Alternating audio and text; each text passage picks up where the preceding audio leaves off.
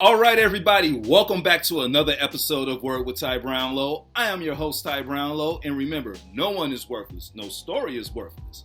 Today, ladies and gentlemen, I have a very special guest for you, all the way from the West Coast, best coast, the Inland Empire, y'all, all right? Please put your hands together for Takenya Clark-Jeffries. I'm excited to be here. Thank you so much. You are welcome. You are more than welcome.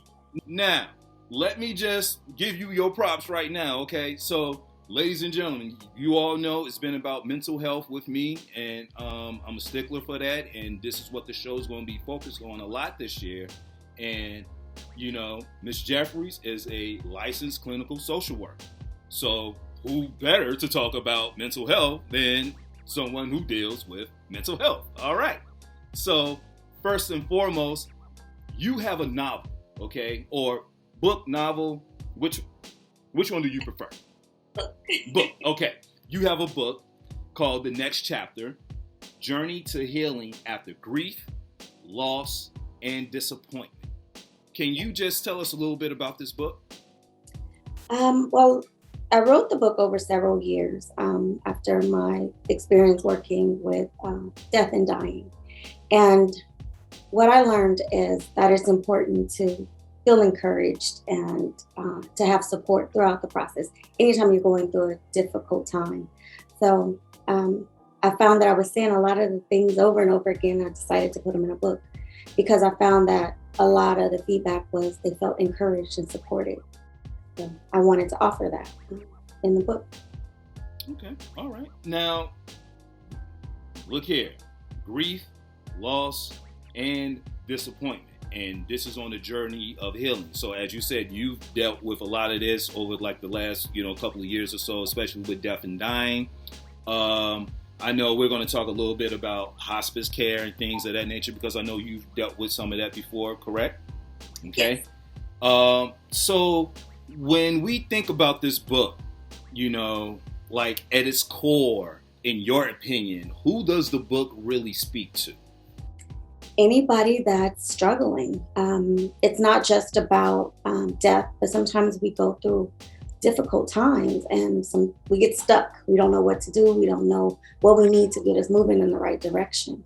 So it's for anybody that is suffering, and sometimes that's even afraid to ask for help. A lot of times we have friends that aren't even talking about everything that they're dealing with, and they're trying to go through it by themselves. So I encourage people to reach out to their support system and to find things that they enjoy doing and try and do a little bit more of that. Okay, all right. Now, it's funny that you say, you have those people who try to do it all by themselves. Sometimes you always hear the term check on your strong friend, because your strong friend may be going through things that they're not going to tell you about. But also, there's the philosophy of the giver. You may have the friend that's the giver. They're always giving their time. They're always giving, money. They're always giving something. And it's all about give. How can, a person like the strong friend and the giver, how can they, mentally, prepare themselves or practice self-care for themselves? Because they're always giving. I find that is more common. The people that are always giving, always taking care of everybody else, really struggle with asking for help. And so that statement, taking the time to check on your strong friend, that's so important because sometimes nobody even asks because they think they have everything all figured out. They have it, they figure out everything that they need to on their own, but sometimes they need support too. They need help, they need support, and they struggle asking for it. Mm-hmm. So it's important to maybe sometimes just ask them if they need anything. Instead of waiting for them to tell you what they need, ask, can I do anything for you? Would you like for me to do this? And sometimes they'll say no. So it's helpful if you would even reach out and just, if you see a need, fill a need. So if it's something that you think that would help them out, initiate that, because a lot of times they won't ask for help. And that's true. And well, it's funny that you say that because sometimes you almost have to not necessarily strong arm them or whatever. But look, I know, you've been doing a lot. You've been doing a lot for me. You've been doing a lot for other people. Let us do something for you. And as you said, they're quick to be like, no, I don't need anything. I don't need this. I don't need that. But deep down inside, we both know they do, but maybe it's pride, or something that's holding them back from, asking, for help because they don't want to, seem weak or what have you. But there's nothing weak about asking for help, especially in this day and time, Also, around this day and age, around this time, we're at the beginning of the year, okay? There are people who probably came in with these New Year's resolutions, like, oh, I'm going to do this year. I'm going to be better at this year. I'm going to do this year. And, we're like 11 days in, and some people have fallen off, of those resolutions or what have you. And that can, trigger a mindset of, oh, I'm never going to get this completed. I'm never going to get this done. I'm never going to, do this or that or what have you. How does that disappointment really, affect the mental health of a person going forward in the year? It can stop you in your tracks. Feeling like that there's no way to move forward, feeling stuck, it'll stop you from even trying.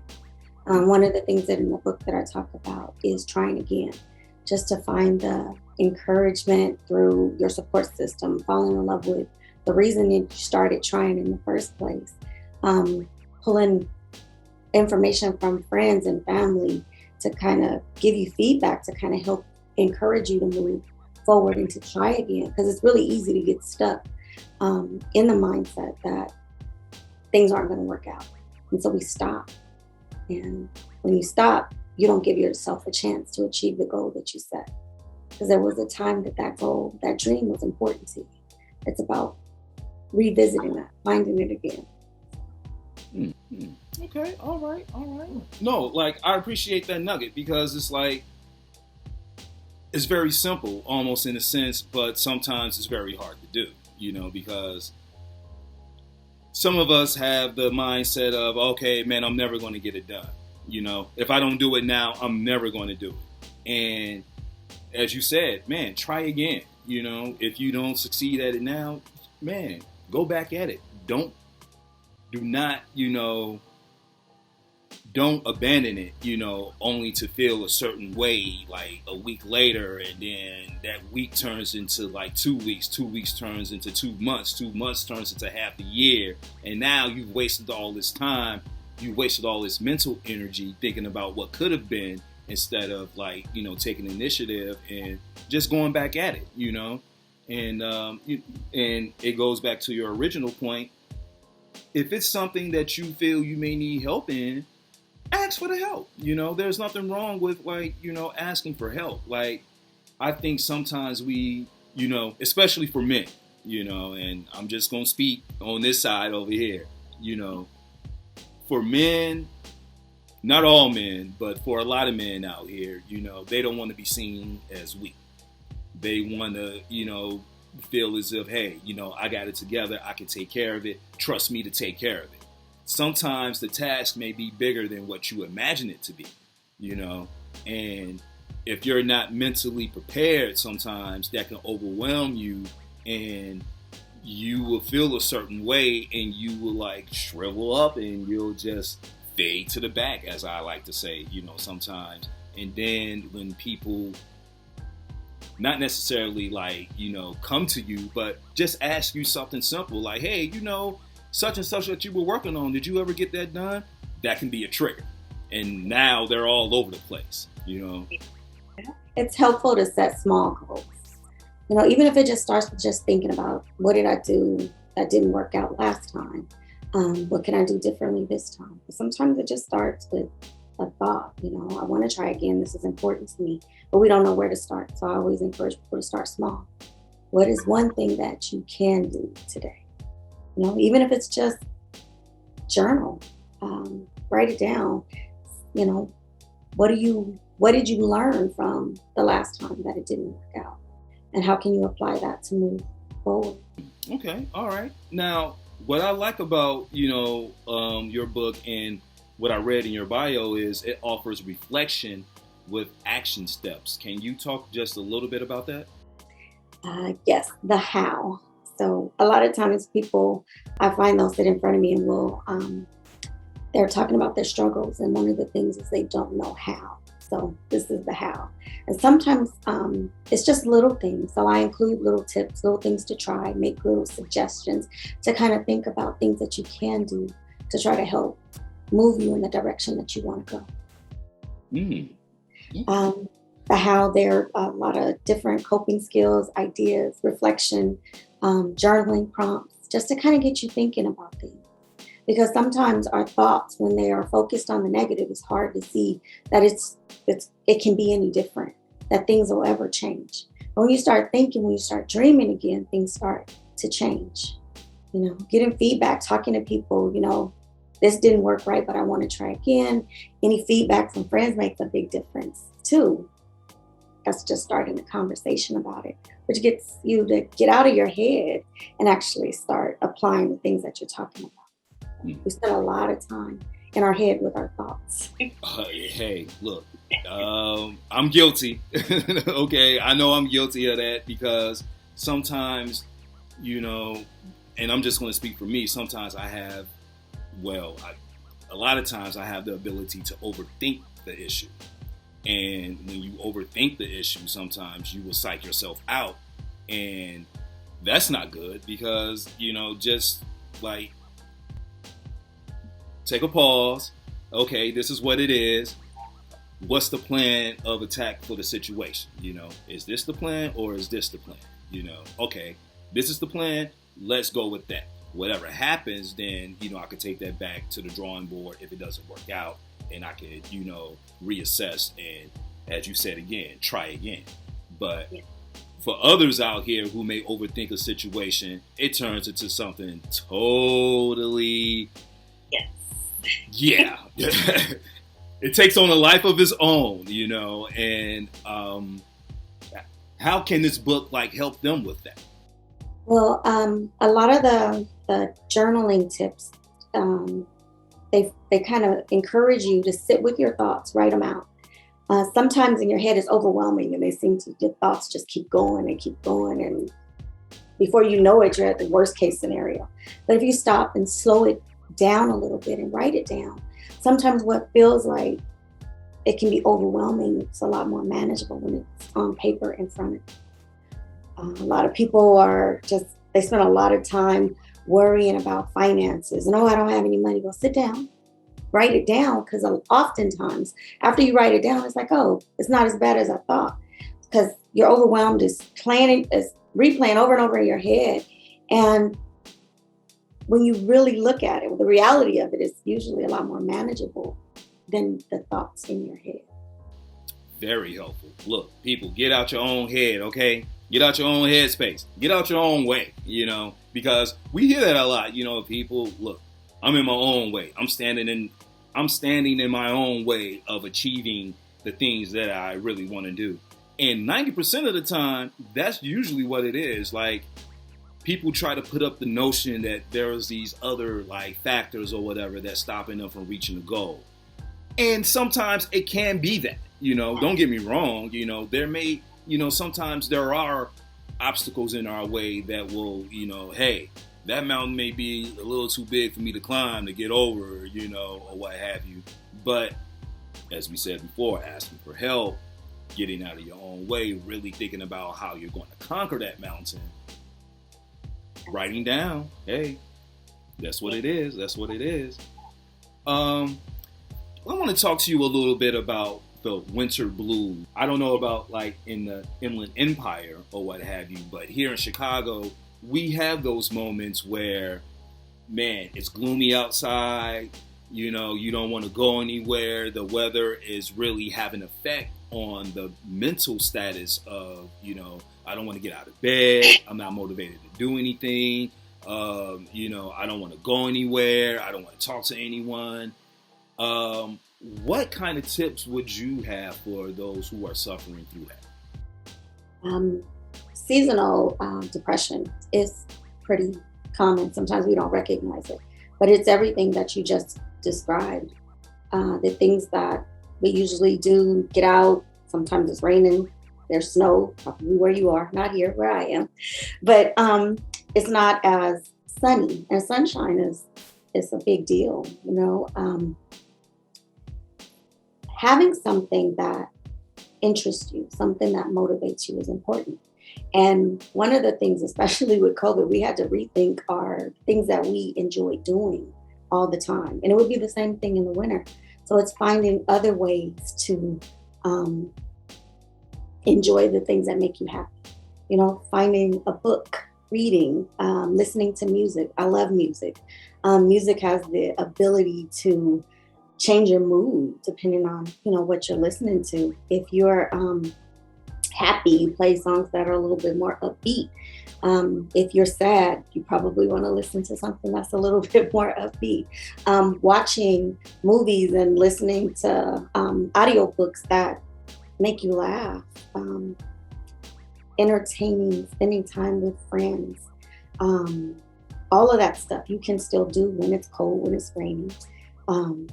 And you want to do that and being able to connect with people. One of the things during the quarantine, and I think I touched on that a little bit, was that connection was lost, and we were able to try to reconnect through video. I had a really good time on a family Zoom meeting at the beginning of the pandemic.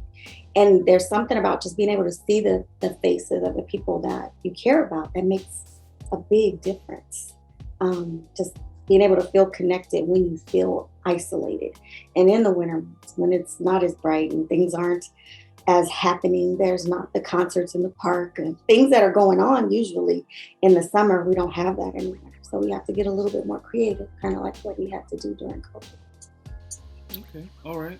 So in your opinion, what are some creative tips? Because as you said, you know, pretty much a lot of functions that we're used to doing, you know, COVID has pretty much put a damper on a lot of that. And, you know, with mandates and things of this nature, people choosing not to be vaccinated versus vaccinated, you know, or what have you, you know, that can be stressful on a person. And, you know, how can, you know, people, especially couples who live together, you know, look, let's just keep it real. You know, before COVID wasn't an issue. Hey, you know what, babe, I'm going bowling. Or, you know, okay, babe, I'm going dancing. You know, like I have activities to keep me busy now, you know. But now that COVID has put a damper on everything, shut a lot of that down, we're like stuck in this place together, you know. And, you know, the job may be, you know, a little bit more stressful now because, hey, you know what, a lot of people getting laid off. We may not be able to like continue, you know, further, you know, in the year. And that's stressful in itself, you know, that can bring a lot of grief, you know, especially for those who have lost their job and now they have no income. You know, how can those people reconnect? Like, you know, what are some tips for them to get, you know, back together and, I'm not going to say have the same thing that they had before COVID, but how can they pivot in a new direction that's positive? Communication, sitting down and talking and getting back to the basics. There was a time that board games were fun, video games, you know, date night at home, movies in front of the fireplace, working on a project together. There's a lot of different things, but you have to know what you're interested in. You know, dancing in the kitchen, making TikTok videos. That's been, I've seen a lot of couples doing that, right? If that's your thing. You know, reading the same book together, just really taking time to slow down and connect with each other. You really get a chance to talk. All we had was time. Hopefully, we're stuck with people we want to be stuck with. It makes it a little bit easier. But you really get to know each other. there's a lot of like games for couples to kind of reconnect and ask questions. I believe it's called the intimacy deck, and it's like this random set of cards with all these questions that kind of either talk about your childhood, maybe stuff you don't know, or stuff that they told you about before, gives them the opportunity to talk about it again. Just it opens the door to communication, and because you're playing a game, it's a little easier to have that conversation. Okay, all right. I like that idea. I mean, look, I know it may come across like, what games? I don't want to play any games, but still, it's about the connection more so than the game itself.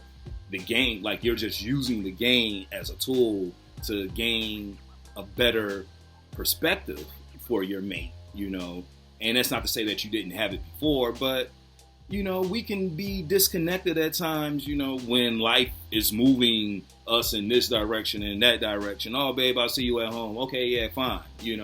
When you're constantly on the go, you're not really thinking about it.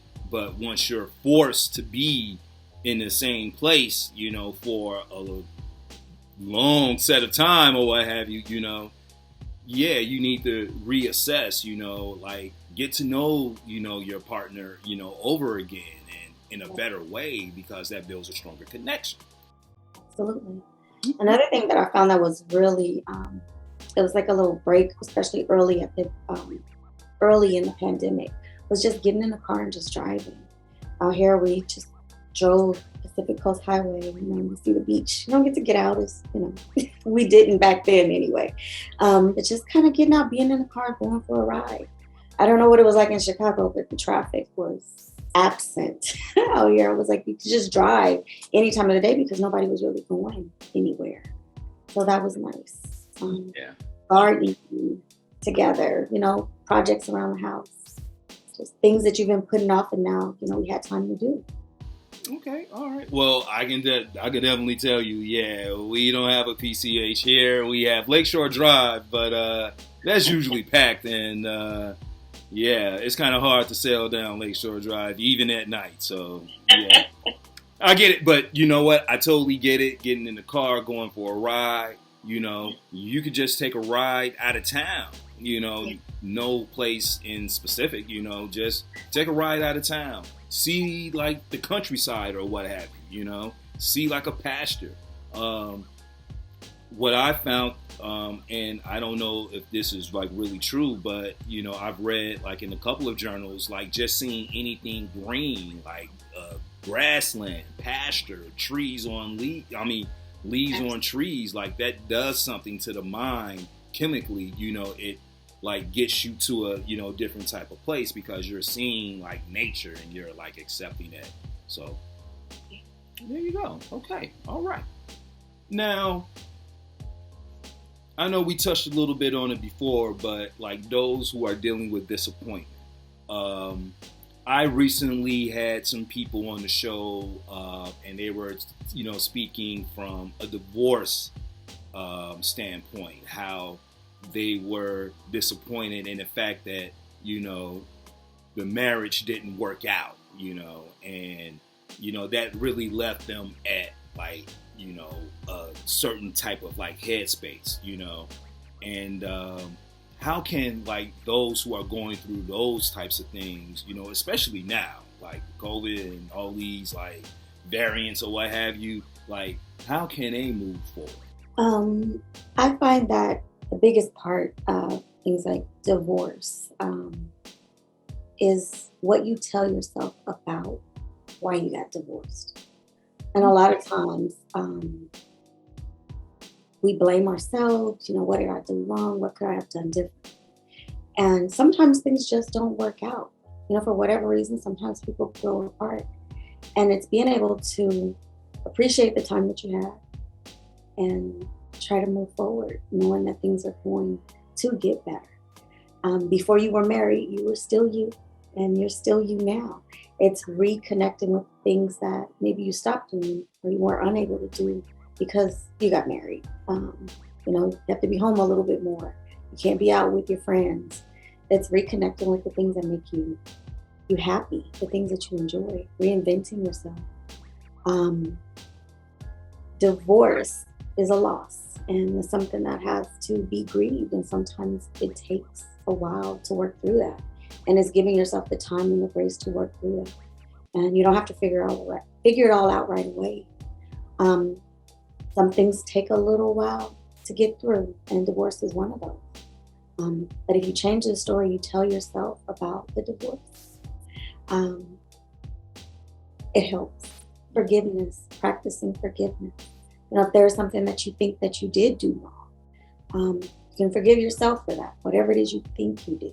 And also learning to forgive the partner, the person you married, and things that didn't work out for whatever you feel that they could have done differently, that they didn't do. Forgiveness. Okay. All right. Well, look at it now. All right. Ms. Jeffries over here dropping these rules for y'all. Okay, look at it. Y'all better take heed. Because, it's easy to point fingers. Like, oh, okay, she didn't do this or he didn't do that, and, this, that, or what have you, But when you take the time to reflect, okay, now that it's over, instead of pointing fingers, all right, hey, this is what I am, this is not the best headspace for me, but eventually I need to get out of this headspace. So as you said, before you were married, you were somebody and you were doing things, and, we start to roll back to that, but this time you're different, you're going to repivot, it's not about playing the blame game. It's about who you are coming out of this situation and who you want to be, going forward. So, okay. All right. Great time to practice self-care, just really loving on yourself, nurturing yourself, trying to make you feel better, to, recapture who you were and to become who you want to be. Okay. Now that things have changed. All right. Now, do you have a copy of the book with you now? I do. Okay. All right. Show us this book. All right. And there it is, ladies and gentlemen. Next chapter. Okay. The next chapter, Journey to Healing After Grief, Loss, and Disappointment. Where can we get this book? It is currently on Amazon. Now, you have your own private practice, but, you have expertise in psychotherapy, hospice, and as I said before, you have your own private practice. If people want to get in contact with you, how can they get in contact with you? I have an Instagram page, terravistacounseling.com, and also I believe a Facebook account that is Terravista Counseling. Okay, all right. Do you have a website or what have you that people I do. That's actually what it is. So my website is terravistacounseling.com. My Instagram is Terravista Counseling. I believe my Facebook is also. But there's an Instagram for the book, The Next Chapter to Healing. Now, before we get out of here, I have to ask this question. And this is the question that my show is known for. So I'm going to present it to you. Miss Takenya Clark-Jeffries. What is the one word that best describes you and why? I would say resilient. Okay. I've faced a lot of adversity throughout my life, and I was able to use it to continue to move forward. I didn't let it hold me back. I kept trying. I didn't give up. A lot of me and a lot of what I talk about in the book is that it is continuing to keep trying, regardless of what people have said, what you've been through. Don't give up. Keep moving forward. Find ways to encourage yourself, to motivate yourself, to push yourself. All right, there it is, y'all. Resilient. All right, man. Never give up. Never give up. Okay. So before we get out of here real quick, can you tell us a little bit about your practice and everything, all the services that you offer, this, that, what have you? The name of the practice is Terravista Counseling. I've been in practice since about 2015. I work with individuals, children, families, psychotherapy, cognitive behavioral therapy, helping you change your mindset. A little bit of everything. I don't just focus specifically on one thing because there's so many different challenges that we're all faced with. The biggest part of my focus is depression and anxiety. Okay, all right, there it is, y'all. Look, man, give her a holler. She got the website. She's on Instagram. She's on Facebook. Man, look here. Shout her out. Leave a message like, hey, I got the book. Loved it. Anything positive, people. Okay, that's what we about over here. We're all about the positive. All right. Now, first and foremost, once again, I just want to thank you for coming on to our platform, blessing us with your presence, blessing us with these jewels that you didn't gave us, And man, ladies and gentlemen, this has been Word with Ty Brownlow. I have been your host, Ty Brownlow. Remember, no one is worthless. No story is worthless. Follow me, all social media platforms, at Word with Ty Brownlow. Or you could just go to my website, tybrownlow.com. Get this wonderful conversation, plus other great conversations as well. Takenya, I thank you for being my guest. We out, y'all. Peace.